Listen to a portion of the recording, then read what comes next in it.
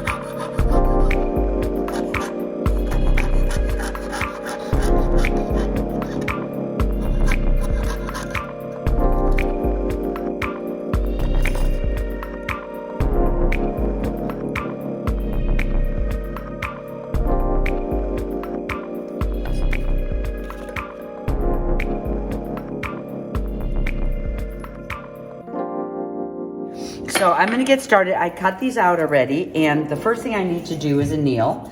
And I'm just gonna take my my map gas that I have here and work on this little station here. Oops, this one's gonna light, there we go. You want these to be nice and soft before you get started.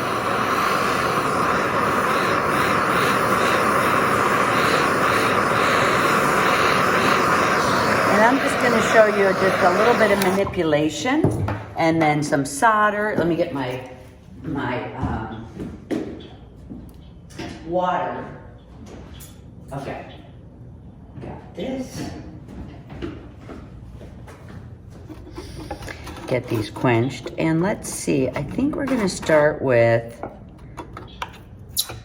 Okay, there's this one. Let's get that one in. Okay. All right, it was just easier quenching it that way. Okay, let's start with this one. It doesn't matter if it's clean or dirty. These are sterling silver. And I'm gonna just start in this big piece here, and I'm just using my rubber mallet. You can see the fit. You can see I can get a curve in here. So I'm gonna move this over. Oh, you guys can see that pretty good. Let's see, I might adjust this a little bit more so you guys could really see. Okay, there we go. I'm gonna get in here and just kind of bend it like this. And the reason I'm moving it is so all ends could be kind of curved over in this way. I always start with this nice big section. You could just see the tiny little curve in here. I'm gonna move it to this next one. You can see I'm gonna get a nice curve in here, and I'm gonna bring my block down. I'm gonna use this as much as I can, this forming block, to get as much curve in here as possible as I move my way down to a little smaller, a little deeper. See this one here? Truthfully, another way you can use this if you don't want to get a forming block is just literally working right around, you know, some type of a structure die, whether it's a die from this dapping set or whether it's a die. You could even use a ring mandrel if you wanted to. You know, I'm always the person that's completely up for really ad-libbing your own way. Here we go. Here's the next one here on this dapping die. So I don't want to get marks on here, and I am going to move down. Let's see. I'm going to kind of move down to this here. You can see there's a lot of room to curve here, and this just really helps me to get in here. So let me make sure it's nice and straight. See how that really just helps to form this around? Sometimes it gets to be a little tough to pull out. There we go. And I'm actually going to, I want to make sure that both ends are right here. Just working it in. The more you work this in here, the prettier your ends will be. Oh my gosh, you can get such a beautiful, and I'm just kind of moving it around in here to give me these beautiful kind of tapered ends.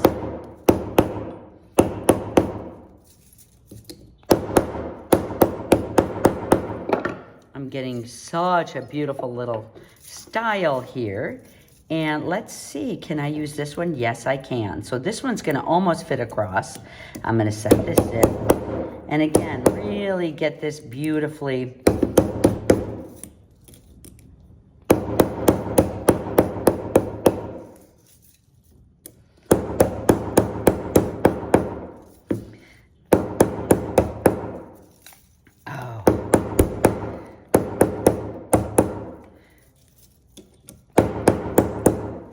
Think of so many variations. Look at how gorgeous this curve.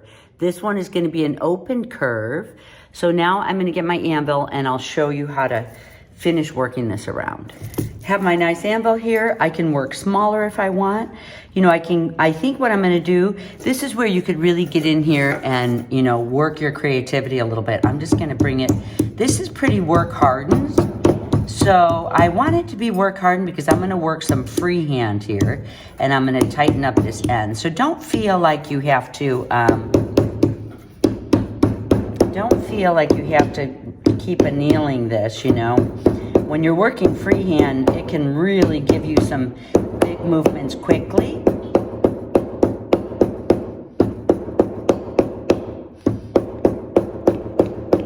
There we go. Look at how pretty that's getting to be. You know, you just keep working your ends. This is where it's really going to be this beautiful kind of open in the center.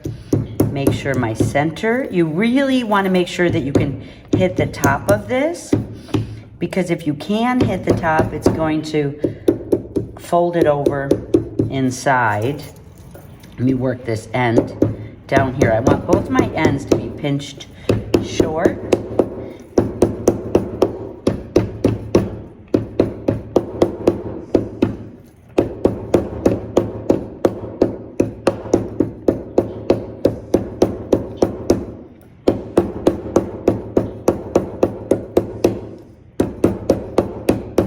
Okay, you guys, really the secret of this type of movement, I might anneal it and work it a little bit more, but the secret to this type of movement is to make sure that the top is folded over.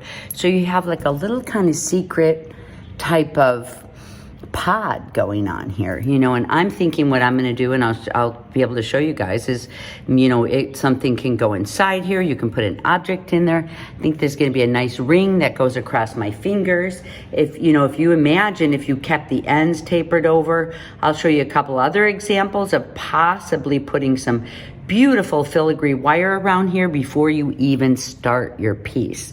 So that would be kind of some fun examples. So I'm going to pickle this, and I'll be able to show you this in a couple minutes. This is the piece here that's pickled.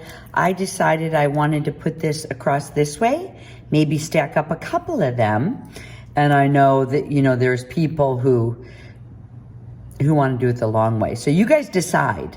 I'm going to actually, oops, you know what I don't have is let me get my flux out. I usually don't like to put in too much flux, because flux is, dries up, it gets, you know, real bubbly. So I'm gonna actually flux this whole piece. Why not? Flux the whole piece, flip it over. The nice thing about the charcoal is that usually I have a nice little place for this. If I wanted to, I could have put an X mark with my, marker. And I am going to fill this with a medium and just attach it.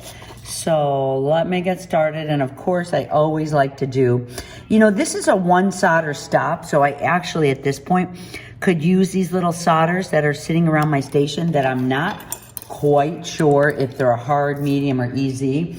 So this is kind of, you know, this is just a one solder process. So that is a good, let's see, okay, get this going, there we go. Okay. Okay. There we go. Get my pick out. And I am gonna maybe put the solder right onto this piece here. Since it's a little heavier, I'm gonna have to put some heat here. Okay. Get this to flow a little. Get this ready. See if I can get it ready in this position. Otherwise, I'll have to grab my locking. Oh, I think I've got it. Okay, we've got some nice hot heat.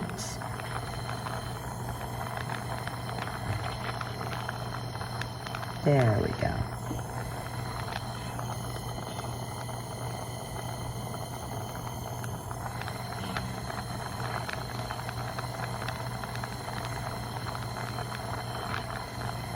Up. I tell you what, it's right before Christmas and I'm a little bit off. But voila. This is going to be a beautiful piece. I'm really excited about it. Nice and simple. Did you guys see how simply this was made? And I have a beautiful top on here. And, you know, I'm just going to love the presentation right here. This is going to be for this finger here. I'm going to get it pickled and liver sulfur and, you know, filed or anything else that I need. And I'll show you the end results. But I have a beautiful little open section here. Okay.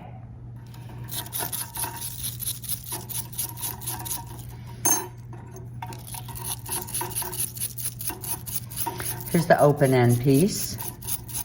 One stop solder. You know, it's like, think about if you decided to do a piece like this that had straw coming through, or, you know, something embedded inside of here, or wire on the outside. You know, I was gonna do that first, put it right around the edges, some nice twisted wire. I'm gonna get this full of liver sulfur and brush it off even more,